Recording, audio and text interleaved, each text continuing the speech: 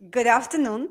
And today we have a pleasure of interviewing very famous physical therapist Ron Hruska. I want to call you doctor because you have Right. a, but you Just call me not a Ron. medical. Yeah. Ron Hruska. Good afternoon, Ron. Good afternoon. And please call me Ron. And thank you very much to our audience. If you have trouble sleeping or sleep next to the snoring partner, this program gonna be for you because we're gonna dig deeper into the human body ability to recuperate, to heal itself. Um, if you're a medical professional who, just like us, very passionate about putting missing puzzle of that disease called obstructive sleep apnea together and find solutions for your patients, this program is definitely going to be for you. And I would like to introduce Ron Hruska to our audience. Of course, you can always go on his website, posturalrestoration.com, and learn about millions of accolades, millions of courses he presents, and great things what he's doing for, I don't know, for humans to restore the health. He's a physical therapist. He's interested, the part what interests me the most, he's interested and develop a strong philosophy on connecting occlusal, occlusal and visual influences on the posture. And a lot of patients who present to us with a pain in the jaw joint, we should not look just like that. Okay, this is only the jaw, and give them the guard and call it a day, because it's so much more complex. It's usually they have a neck symptoms, they have a shoulder That's right. symptom, and a hip, and a knees, and now and a fascia. And now for me, when I look with the new lenses, thank you, Ron, You're I welcome. see so much more. So, I'm not going to read his whole bio. You can read it online, but I'm going to tell you how we met in person. So, thank you very much to his son, Ron Jr., who I met on a conference collaboration cure. And we discuss how to make this knowledge useful for other dentists, for myofunctional therapists, and maybe for medical doctors, what they can really understand what patients going through when they present. Okay, I have a tension in the neck, and I'll take Advil. Maybe that's not enough. Maybe that's not exactly the right approach. So I'm going to start with the Yeah. questions.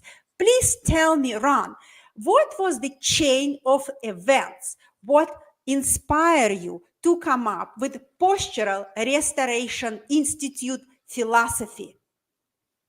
Okay.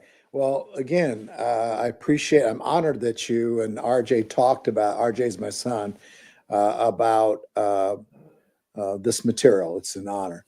And again, I will do my best in answering your question, but all these questions that you might ask are, are very, very hard to pinned down to one area.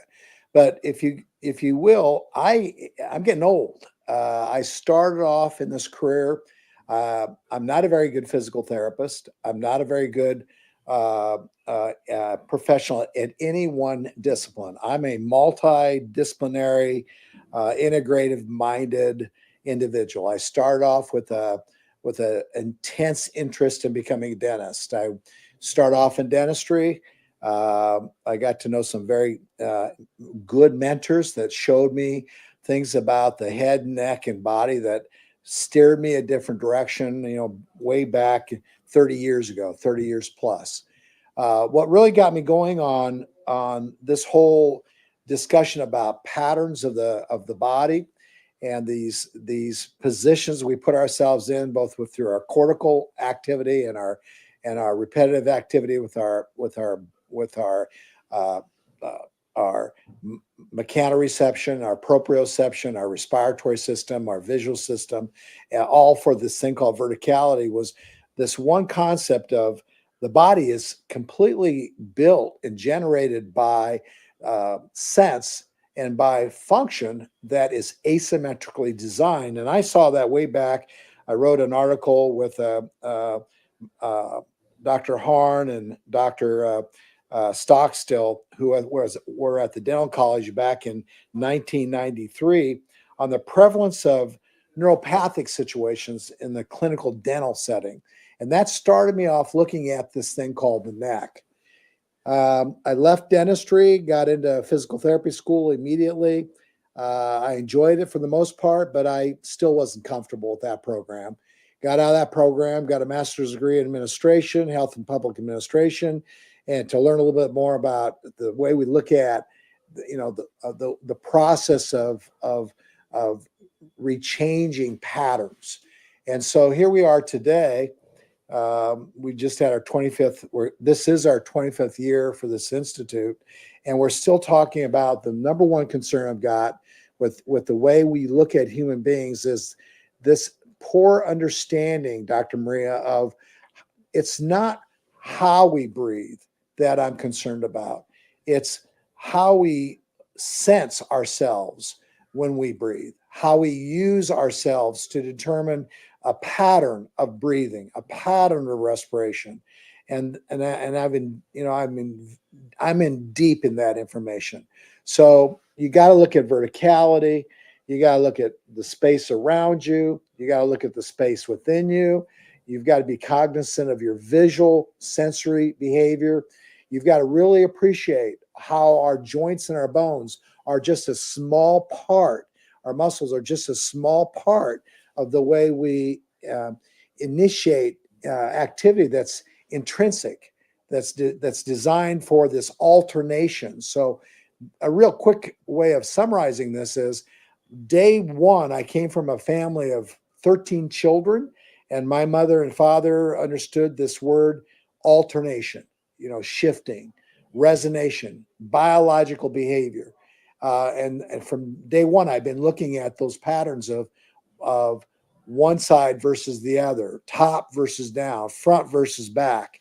And I'm still doing that. And it's exciting because we haven't even gotten to, we're just entering this field of biotensegrity, and this field of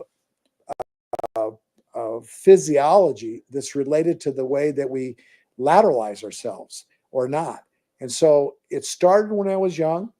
I'll leave the earth with it. And I'm so interested in any student who would like to know more about balance behavior, symmetrical behavior, which is not something the average human is going to have. Most humans are not built off of that type of symmetry that we thought about or got in our earlier years of sophomoric education. Well, that's very interesting general explanation, but I know you come up with those two, let's call them guards, something what can help people to, maybe feel symmetry or maybe feel proprioceptions. And one of them, they have two, interesting name, MOOO and MMOO. So basically that's occlusal guards. Tell me how those guards fit into your philosophy of the proprioception, and what cases dentists should consider using them. Okay, so the mandibular occipital occlusal orthotic that I designed is not a dental orthotic. It's a orthotic that's been put together to help the occiput and the atlas respect each other on both sides. It's an orthotic that goes in the mouth on the mandible to help give individuals awareness of their canine to molar and molar to canine references required for lateralization of movement of mass of the body. So when I chew on my right, I move to my right. When I chew on my left, I move to my left. Those are concepts that most of us did not get in our educational settings. So you got to leave the mandible in a very free state. It's an independent bone of the body and the neck and the head. It closely represents what we do with our necks. So the occipital alanal joint, a neck area, and our occlusal resting states and our occlusal movement patterns are all designed to work around this function of opening and closing, moving forward and back and side to side with activities to help us maintain regulation of oxygen and exchange of carbon dioxide and oxygen, and this regulation of upper extremity movement, a regulation of balance and vestibular activities, and most important, this regulation of how we hold ourselves up on the ground with the 2 feet that we own. So the molars are like our feet in some ways. They're in the posterior part of our mouth. They provide the support system for our pharynx, our larynx, and this velopharyngeal region and this nasal cavity we own. They're the support. The canines allow us to transition the temporal bones, which are no different than your scapulas, which are no different than your hip innominats, your iliums, that are working in a paired situation in a conjugate way. You move one and the other one's going to move with it in the reverse, in the opposite direction. So if I take my pelvis and move it to the right with my right ilium, my left one's going to move inward. If I move my sphenoid one way, my temporal bones are going to follow paired activities, et cetera, et cetera, et cetera. These appliances made out of acrylic both have this ability to help us understand the forces that are on the inside of our stomatognathic system that are designed to help you appreciate the forces that extrinsically we work with every day of our life. Our visual system, our cerebellum, our cerebrum, our function of our spinal generators of our spine, our pattern generators of our spine, our ability to work with our arms and our legs in a cooperative, meaningful way for alternation and reciprocation are all complemented by this appliance that doesn't allow you to get into a position of patterned rest when you close your mouth. Humans like to use their muscles of elevation of the mandible to secure patterns of positions that are off to one side when they don't have the generated ability to move from side to side. We like to stay on one side more than the other. Most of us, the right. It's an innate activity we have when we were being developed in the womb. So we have this innate reason for being on our right side more than the left side. Our liver, our organs, our heart, and then our cortices and their function are all built around that innate position of where we put our center of mass. Okay, in summary, these appliances independently work the mandible from the neck and the neck from the mandible, which is critical for mammalian activity. So the tongue can relax, the tongue can seal, the tongue can restore, the tongue can be a voice larynx modulator of pressure gradient air flow, can operate nasal autonomic passage. Without that ability to move our jaw from side to side, you stay in a pattern of very static positioning. And these appliances let you get out of that pattern and give you the independence we all need for cervical, normal, respiratory, orthopedic function. And that's why I designed them. The one that's a little different than the other one has a little more anterior guidance on it for those individuals who need awareness on how to retrude their head and protrude the mandible to restore cervical lordosis that most humans are missing on one or both sides of their neck. So they're both a neck orthotic. They are both designed for alternation, and they're both respiratory supportive.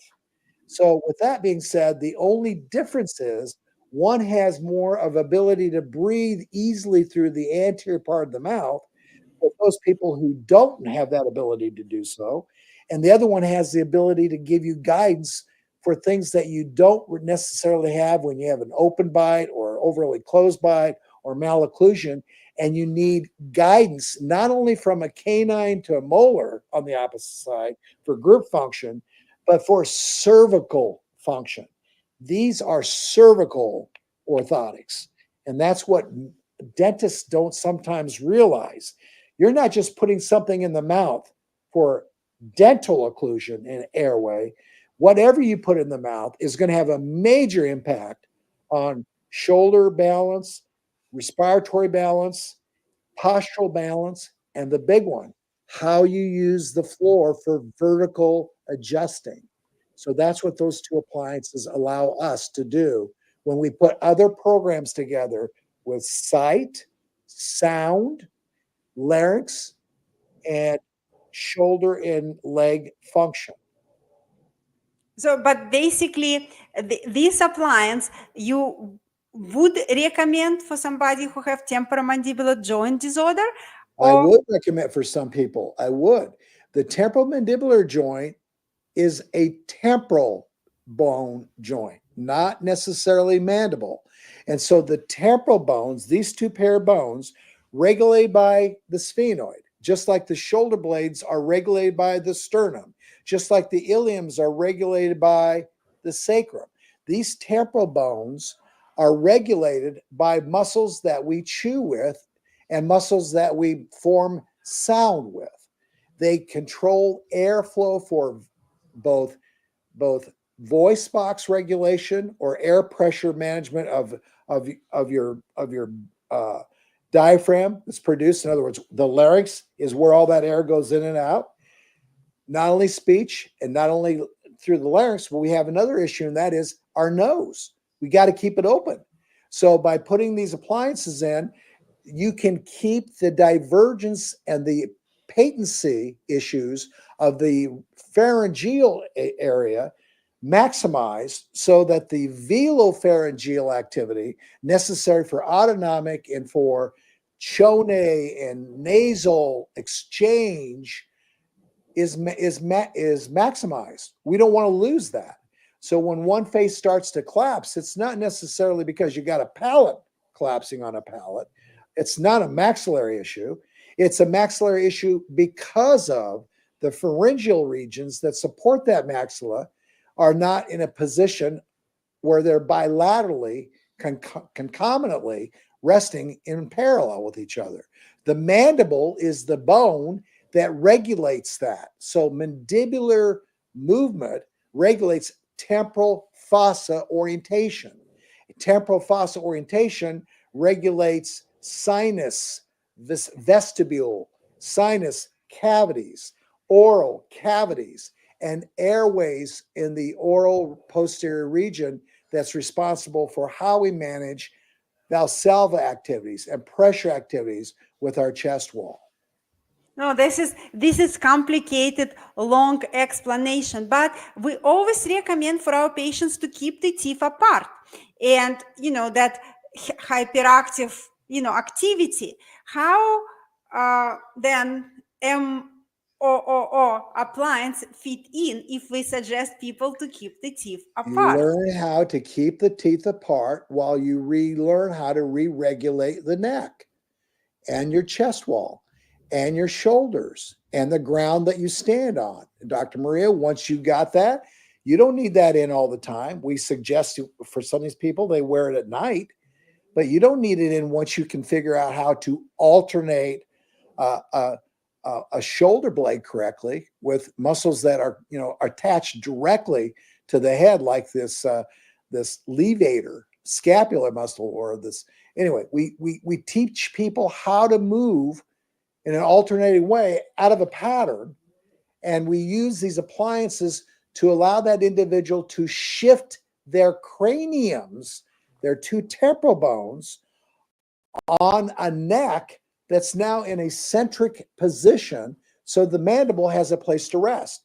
We are going to close your mouth. You are going to close your mouth to hold your breath occasionally. You are going to close your mouth to swallow. You are going to close your mouth to say certain things with your voice box.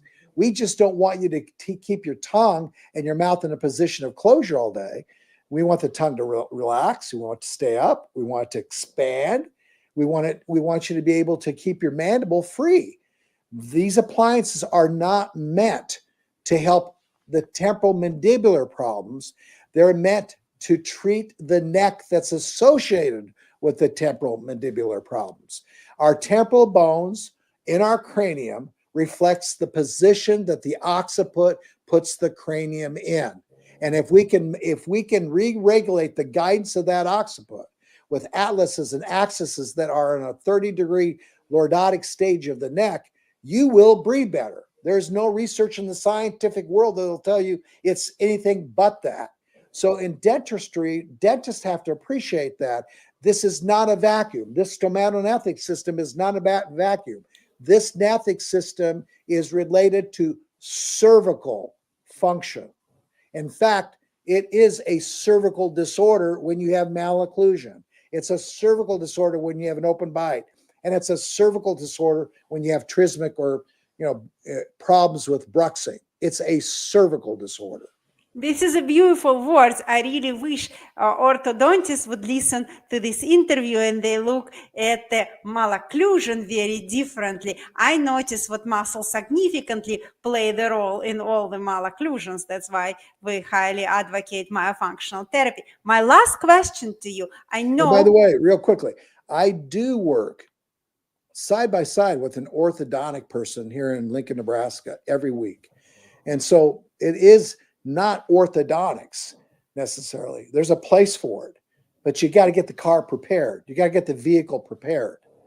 Go ahead. Your last question. Now, my last question about working, I notice what a lot of PRI orthotics interact with ALF and Crozat. How does that fit into your philosophy?